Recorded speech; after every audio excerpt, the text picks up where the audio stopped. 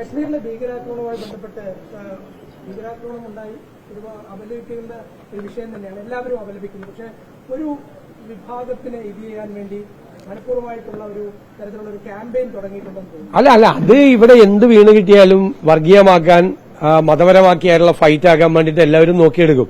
അപ്പൊ അവിടെ നടന്നത് എന്താണ്? അത് പാകിസ്ഥാൻ ഭീകര സംഘടനയാണോ, ആരാണത് വന്ന് ചെയ്തതെന്ന് കേന്ദ്ര ഗവൺമെന്റാണ് അന്വേഷണം നടത്തി വ്യക്തമാക്കേണ്ടത്. ഈ ഇന്ത്യയിൽ പ്രവർത്തിക്കുന്ന സംഘടനയാണോ, പാകിസ്ഥാനിൽ പ്രവർത്തിക്കുന്ന സംഘടനയാണ്, ഏത് സംഘടനയാണ്, ആരാണ് അതിന്റെ പുറകിൽ, പാകിസ്ഥാൻ ഗവൺമെന്റ് ഉണ്ടോ, ISI ഉണ്ടോ എന്നൊക്കെ അന്വേഷിച്ച് പറയേണ്ടതാണ്. അതിനു മുമ്പ് ഇവിടെ നമ്മൾ ചർച്ച നടത്തി ആരുടെയെങ്കിലും തലയിൽ കൊണ്ടുപോയി കെട്ടിവെച്ചിട്ട് കാര്യമില്ല. ഏതെങ്കിലും ഒരു മതവിഭാഗത്തിൽപ്പെട്ട ഒരാൾ അക്രമം നടത്തിയാൽ ആ മതവിഭാഗം മുഴുവൻ തീവ്രവാദികളാണ് എന്ന് പ്രചരിപ്പിക്കുന്നത് ഒരു കാലത്ത് ശരിയല്ല. ഞങ്ങൾ അതിന് ഒരു കാലത്തും അതിനോട് യോജിപ്പില്ല. അതിപ്പോ ഗുജറാത്ത് കലാപം നടന്നു. ഗുജറാത്ത് കലാപം നടന്നപ്പോ ഹൈന്ദവരെല്ലാവരും ഭീകര സംഘടനയാണ്.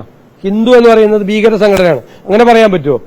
അതുപോലെ ഇസ്ലാമിൽപ്പെട്ട ആളുകൾ അങ്ങനെ ഒരു തെറ്റ് ചെയ്താൽ ഇസ്ലാമിൽ ഉള്ള മുഴുവൻ ആളുകളും ഭീകര പ്രവർത്തകരാണ്. അതൊക്കെ ഒരു ഈ ഞാൻ എപ്പോഴും പറയുമല്ലോ, പച്ചവെള്ളത്തിന് തീപിടിപ്പിക്കുന്ന വർഗീയതയാണ് കേരളത്തിലും രാജ്യത്ത് എല്ലായിടത്തും ഉള്ളത്. അപ്പൊ അത് ഓരോ അവസരം കിട്ടുമ്പോൾ ഓരോരുത്തരും ചാടി വീഴാണ്. വളരെ ഭംഗിയായിട്ട് തീർക്കേണ്ട മുനമ്പം വിഷയത്തിൽ പോലും അതിനെ വർഗീയമാക്കി മാറ്റാനാണ് ശ്രമിച്ചത്. ഏത് വിഷയം നമ്മുടെ മുമ്പിൽ വന്നാലും അതിനെ വർഗീയമാക്കി മാറ്റാനാണ്. രാജ്യത്തിന് നേരെയുള്ള ഒരു വെല്ലുവിളിയായിട്ടാണ് ഞാനിതിനെ കാണുന്നത്. രാജ്യത്തിന്റെ നമ്മുടെ പരമാധികാരത്തെയും നമ്മുടെ സുരക്ഷിതത്വത്തെയും എല്ലാം വെല്ലുവിളിക്കുന്ന തരത്തിലുള്ളൊരു കടന്നാക്രമണമാണ്. അത് രാജ്യത്തിന് നേരെയുള്ള കടന്നാക്രമണമാണ് ആര് ചെയ്താലും.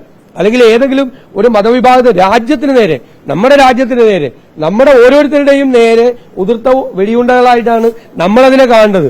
അതിനെ നമ്മൾ ശക്തമായി അപലപിക്കുകയും അതിന് പ്രേരകമായിട്ട് നിൽക്കുന്ന ആളുകളെയും ആ ശക്തികളെയും ഒക്കെ ഇല്ലാതാക്കണം. ഒരു സംശയവും അക്കാര്യത്തിലില്ല. പിന്നെ ആരാണ് ചെയ്തതെന്നല്ല കേന്ദ്ര ഗവൺമെന്റ് അന്വേഷണം നടത്തി പറയാതെ നമ്മൾ ഊഹിച്ചു പറയൽ അർത്ഥമില്ല.